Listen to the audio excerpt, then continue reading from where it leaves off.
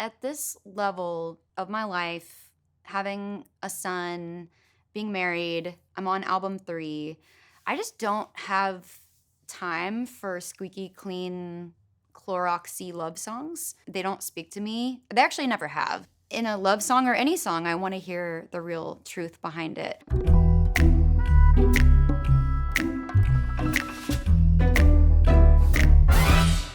My husband, who is a writer and artist as well, we were in Hawaii and we were writing for my record with my producer, Greg Kurstin. Ryan and I were just like bitching at each other all morning on the way to the right. But we were, just nitpicking each other about something stupid. We were probably sleep deprived, a little jet lagged, and we had our 1-year-old with us. So that is kind of the headspace we were going into. The right was us just being assholes to each other.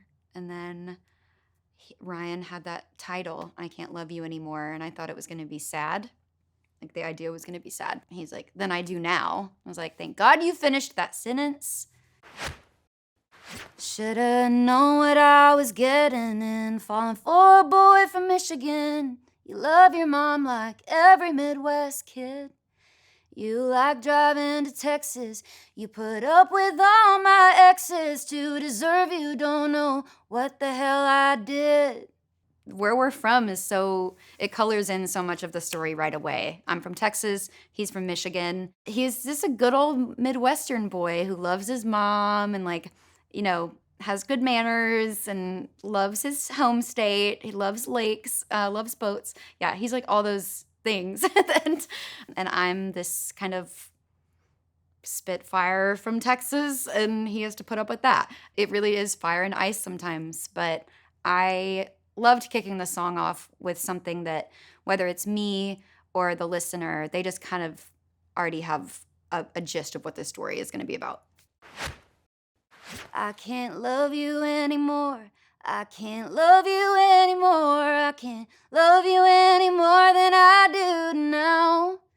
You can try to talk me down, but I can't say without a doubt I can't love you any more than I do now. I love humor in any song form, but especially when it's a love song. There's a lot of that in country music. There's a duet with Loretta Lynn and Conway Twitty called You're the Reason Our Kids Are Ugly. I kind of grew up listening to songs like that, and like John Prine and Iris DeMent, In Spite of Ourselves. That's another great song of two unseemingly characters that end up falling in love, and just the lines, line by line, are so colorful and funny. I love that in a song because it shows that you can laugh at yourself, you can laugh at your relationship, and I feel like that takes so much humility to do and security to do with the person that you're with.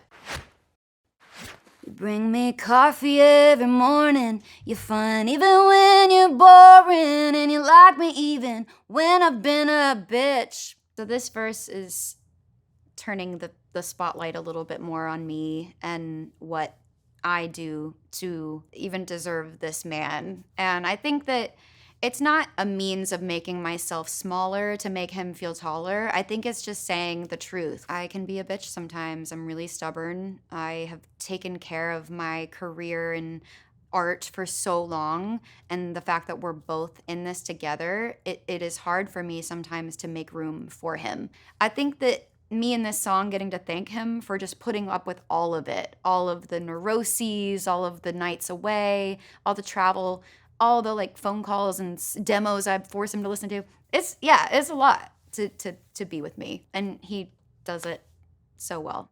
Watch me while I'm getting ready. You lighten up my heavy. You're so good looking, it kind of makes me sick.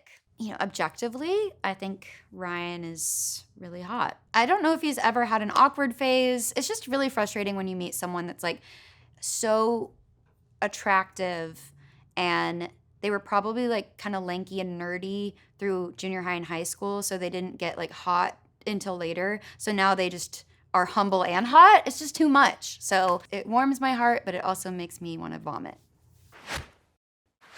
You're the angel to my devil, the pot to my kettle. To some I might be an acquired taste. You tell me I'm your favorite person, and what we got is working, and the years have only made them more that way. Yeah, absolutely. The years have made us stronger. I mean, we got through COVID, having a newborn at the beginning of a pandemic. Just so many things have happened, and I think that it really just strengthened us and our communication with each other, and being back on tour this year after many years of not, yeah, it's definitely gotten stronger over time because everyone can fall in love. Falling in love is the easy part. It's like staying in it that's work every day. Heaven knows that I've attempted, couldn't even put a dent in. I can't love you any more than I do now. Singing this 2 years after we first wrote it, yeah, just kind of tells me that when you macro lens out of something that feels tumultuous, it really wasn't that bad.